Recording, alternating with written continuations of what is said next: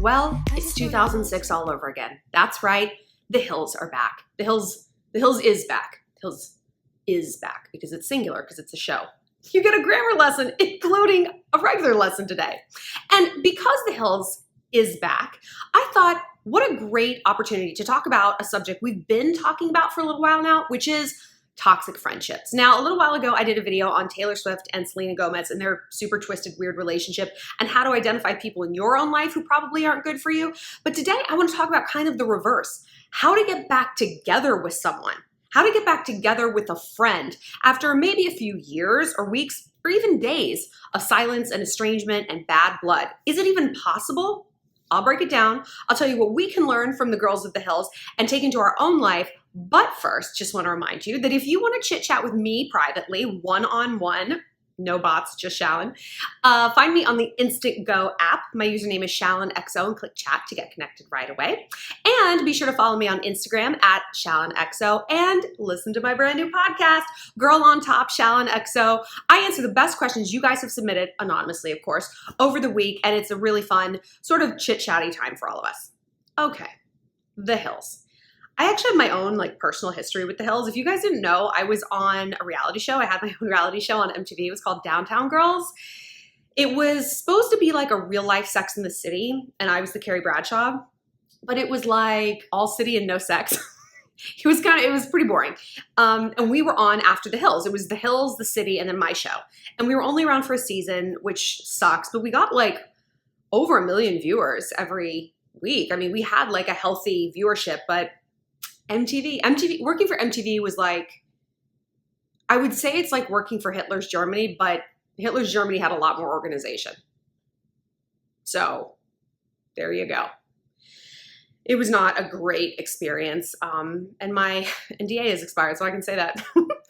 But I got to interface with the girls from The Hills a lot. We were always at events together and we did some red carpets together and stuff like that. And Lo Bosworth, Whitney Port, so nice, so cool, real girls. And I could tell that they were real ones from the second I met them because they both had really firm handshakes. And honestly, that is all I need to know about someone. If you have some palm down handshake, I'm going to kiss your hand like you're the Queen of England, or just this dead fish, this flaccid, clammy handshake, I want nothing more to do with you. I want nothing more to do with you on planet Earth. Goodbye. So they were really cool. Lauren Conrad was she was nice, but she's just sort of there, which is sort of her vibe. You know, I really love what she's done with her career and how she's pivoted into this lifestyle maven. That's really cool. I just have never really understood the obsession, why people find her so watchable. Maybe she's sort of just easy, easy to watch, like a human version of mashed potatoes, just comforting and yeah. I could eat this all day. Inoffensive. Kristen Cavallari, she was nice, but I've lived in New York City a while and I've seen a lot of people on drugs. And that's all I'm going to say about that. So, yay. But anyway, that's in the past. It's new beginnings for these girls. And they're coming together after a lot of time apart. And when you do a reality show, you're friends, but you're also coworkers, and it's unrealistic to think that every single person in your office is going to be your best friend and you're going to have these organic, really strong connections. It's the same on a TV show. There's a lot that's it's not it's a fake forced interaction, but you kind of do what you have to do to make it work. And so it makes sense to me that after the show ended, they just kind of went their separate ways for the most part because, they were coworkers in a large part. And yes, they had a commonality and common threads and they were interacting in these scenes because they had to. But yeah, I get that they sort of dispersed. Does anyone really think they were going to still be friends with Heidi Montag? Come on. Come on. And so now it's so interesting that they're thrown back in the mix together and they're trying to make these friendships work. I understand that most of us will not be in a situation where we have to be on a reality TV show with a friend who we used to consider a frenemy. Probably isn't going to happen. But what we do here on this channel, as you know, is sort of learn what lessons we can take from a celebrity situation or something trending, something popular, and apply it to our own lives, right? So I could spill more tea on the Hills girls, but it's just kind of exactly what you think. Shows aren't fake. My show wasn't fake. The situations were sort of set up. Like we would go to lunch, we would have a scene, and they would tell my co-star Chloe, like, we want you to ask Shallon about her ex-boyfriend. And, get her, like, just get her talking about that. And then I would sort of have a goal to be like, Shallon, we want you to ask Chloe about her upcoming marriage and if she's worried that she's going to lose her independence. So it's like we had a goal going into the interaction, but what we actually said was not scripted. I think we're a lot more fucking interesting than the people on the hill, so we didn't have to have anything scripted. We were funny and cool. Maybe they are, but probably not, because who would script that dialogue? It's pretty bland. If you needed a writer for that, oh, Lord help you. So how to get back together with a friend. And I also have been reminded of this concept with, like we were talking about, Taylor Swift. She's on her like tour of contrition, right? She's on her PR rehab reputation thing. I mean, I think it's so funny that her album is going to be called Lovers, because to me, the inverse of lovers is haters. And I think she's covered that base, hasn't she? Her entire last album, Reputation, was a diss track to anyone who she has ever felt wronged her in her entire life. And that's what her music has kind of always been, which is why we liked her. So we're like, I know, I've gotten dumped too. But Reputation was so literal. Look what you made me do. It was so literal and unrelatable. I'm like, I have not personally feuded with Kim Kardashian. I can't relate to this song. You lost me. She just kind of like veered off that lane a little too much into the realm of absurdity. And she lost a lot of friends. Like her squad completely evaporated, which I understand. I don't want to be like, oh, Shallon, are you in Diane's squad? Are you in Becca's squad? Like, no, we're all in the same group of friends, but it's not her squad. It's not mine. It's not this person's. And Taylor didn't like that. Taylor wanted to be Queen Bee. And surprise, surprise, most people aren't gang for that for very long. Blake Lively has a bunch of kids. Carly Kloss got married to that person. Selena Gomez has been in and out of rehab because she's literally never been sober. Same with Demi Lovato. But now Taylor's realizing, I don't have any friends. And maybe she just needs like public friends. She needs her public squad. So she's trying to go around and rehab her reputation. But I think it's very telling that she started with Katy Perry. Well, I guess she started with Selena Gomez, but now she's on to Katy Perry. Those two need each other, right? Because neither one of their careers are like, their careers aren't doing bad. Like obviously they're successful, but like both of their last albums like weren't the successes that their previous projects had been. And I think it's sort of like shaking them up and they're like, all right, we got to do some stuff here. We got to make some moves. We got to shake off the dust. We got to shake it off, right? So I don't think it's a coincidence that Taylor is now friends again with the two people whose careers are not doing great, Selena and Katy. But again, along with the Hills, it's like, all right, the concept of coming back together with someone is popping up a lot. So step number 1, if you think that you want to get back together with a friend, I want you to ask yourself, why? I'm not saying that you shouldn't, but you need to know why. Are you organically missing this person in your life? Do you look back and you're like, what were we fighting about? It was stupid. I did stupid stuff. She did stupid stuff. Maybe she was more at fault. Maybe I was. Neither of us reacted well. It just seems insignificant. And there is more good than there was bad. And if we could take away that, if you could take away that one fight, maybe the straw that broke the camel's back, is there still enough of a positive influence on your life in that dynamic that is worth having back? And you know what? For a lot of you guys, I bet the answer is no. You guys ask me a lot of questions about friendships, and a lot of them are how to get back together with a friend. And when 9 times out of 10, when you give me the backstory, you don't have one goddamn good thing to say about this person.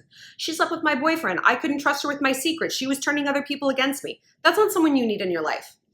And I was watching Murder, She Wrote as I watched, it's on in the background now. I watch like 10 episodes a day. But there was a scene where Jessica's like, but I've known him for 35 years. And her friend, the sheriff, is like, no, you met him 35 years ago. There's a big difference. And I was like, oh my God, that resonates so much. It's so true. Because when you guys ask me questions about friends, that's what I get. We were such good friends in 2nd grade. We were such good friends all through high school. What happened? People change. And especially people change a lot when they're young. That's what you're supposed to do. You're supposed to grow. But sometimes you're growing just a little bit like this and they're growing a little bit like this. And pretty soon, there's a big divide. And certainly if there was some like event that precipitated this breakup, a betrayal, you know, something of that nature where it kind of put like, yeah, the nail in the coffin. My best friend from high school and through college slept with my boyfriends. My high school boyfriend, the guy who took my virginity. He and I got back together when we were like 25. And he's like, before we go further down this road, I need to tell you that I slept with Erica. And I was like, Erica who? And he said her last name. I was like, I'm sorry, I just hallucinated. I thought you said you fucked my best friend in Los Angeles. You don't, neither. It's not a small town. Plenty of people. And you're not that attractive, my dude. It's not like, oh, you're the, who can resist you? And she lied about it. I confronted her. I was like, tell me the truth. Tell me you didn't do this. And if you did, please tell me that you really, really like him. Because if that's the case, I will bow out of this gracefully. And she just wouldn't fess up to it. And I'm like, I cut her off. And it was really hard and it was really terrible. And before I got married, that was a few years before I got married, and my mom sat me down and she's like, I think you need to make amends with Erica. You shouldn't go into this next phase of your life carrying this resentment and carrying this feud and knowing that you don't have this person around anymore. And I really tried to sit with that for a long time. And I was like, you know, my mom is just like the biggest, kindest, hardest person. Just, I mean, she's everything that I'm not. Sorry, I'm literally only half of her genes and it's not that half. Sorry, mama. I'm a monster. But I was like, yeah, I should, blah, blah, blah. And then my other friend was like, but do you miss her? Because I feel like if you missed her, you guys would have gotten back together already. And she wasn't sorry. She didn't apologize. She didn't offer an explanation. She just denied it. She denied it and tried to like veer you away from it. She kind of gaslighted you.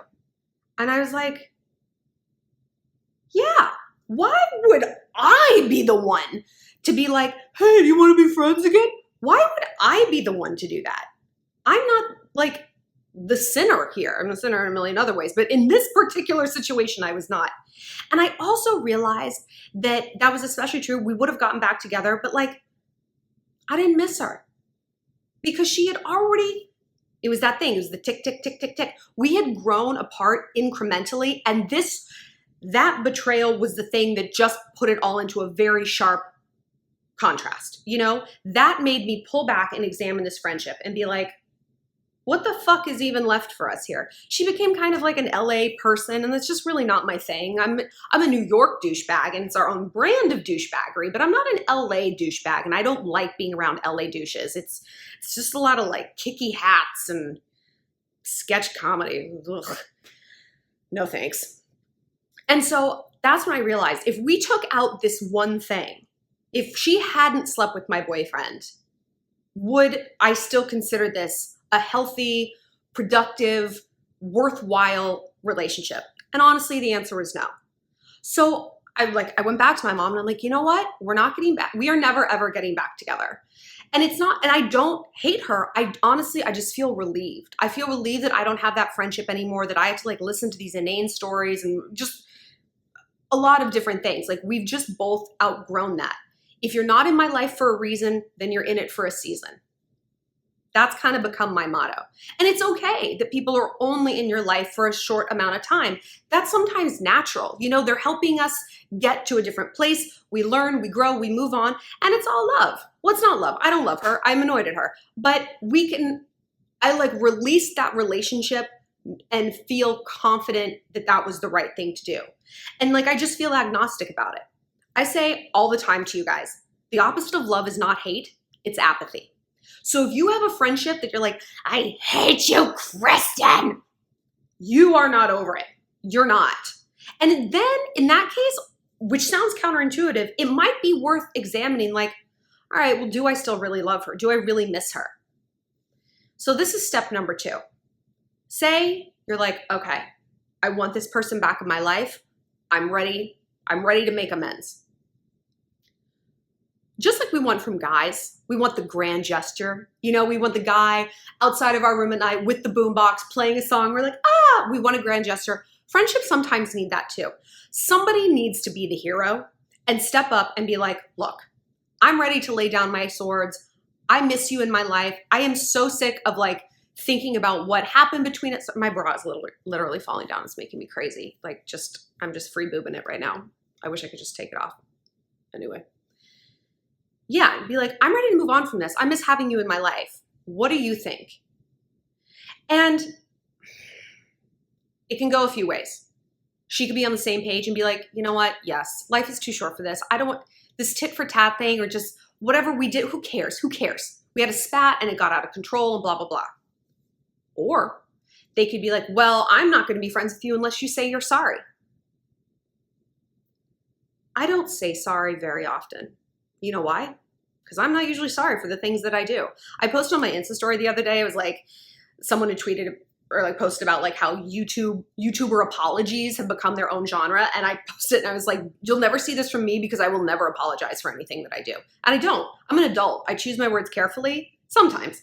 But I'm just not an apologizer. Sorry. And if I do apologize, I mean it. And if I say shit, I mean it. Both good and bad. So I've had friendship breakups and they're like, well, are you sorry? It's like, what I've said to you guys before in a lot of different contexts is you have to understand whether or not your opponent, and I say opponent because this is something I learned in ROTC, so we actually say enemy. Your enemy, are they after peace or are they after victory? They are completely different things. And they have completely different methodologies, right? If you're both after peace, making up is going to be easy. You both want to put it away. But if they're after victory, well, you need to apologize and blah, blah, blah, blah, blah. It's one thing to need another person to own up to their part in hurting you. That's reasonable. But if they've got these demands and if they're coming at you from a you're wrong, I'm right standpoint, that's difficult, you know? Even if Erica had come to me and been like, I want to be friends again, I wouldn't have been like, you need to apologize to me. Because, I mean, she's probably not sorry.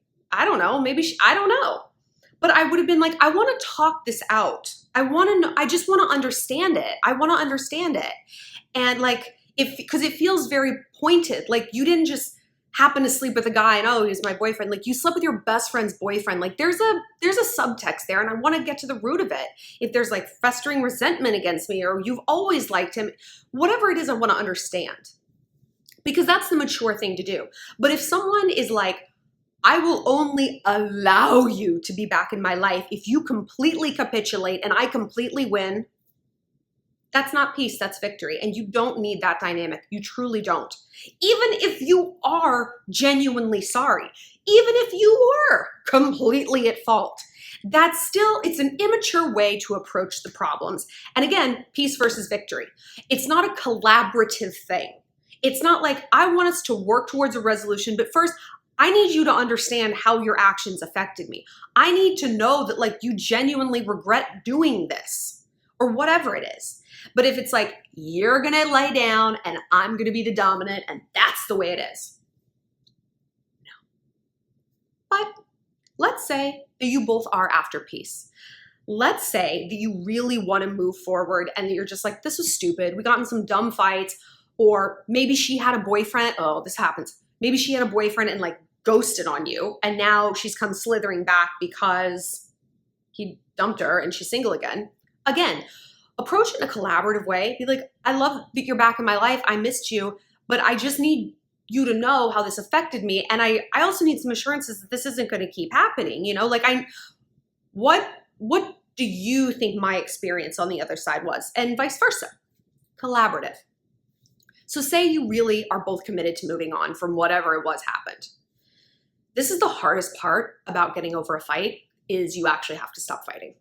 And it's sometimes annoying because sometimes you just want to keep on fighting. Like, especially if you're mad at your boyfriend. Like, I just like to keep fighting because I'm always right. I've never been wrong. Literally, I haven't.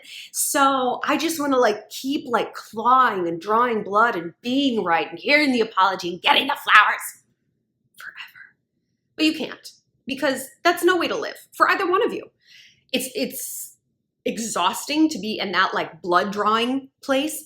And it's pretty shitty for him to be constantly like raked across the coals when he's trying to apologize and move on. So if you really want to move forward, you literally got to stop talking about it, and you can't ever bring it up again. I know, believe me, I know it's frustrating and annoying. I know. I hate it. But these are the rules of engagement. This is how you fight fair, because we've all been on the other side.